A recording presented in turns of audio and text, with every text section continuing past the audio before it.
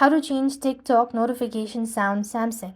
Hi everybody, welcome back to our channel. In this video, I'll be showing you the procedure to change TikTok notification sounds. To begin with, you first need to open your settings on your device. So when you go to settings here, you want to click on apps. After you go to the app section, click on see all, and then on this field you want to locate TikTok. So when you locate TikTok, click that out.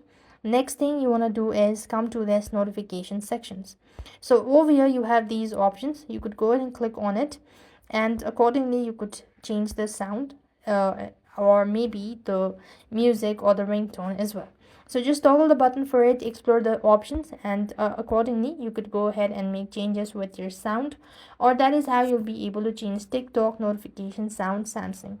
That is how it works. I hope the video was helpful. Make sure to like, share, and subscribe. Thank you for watching. See you in the next video.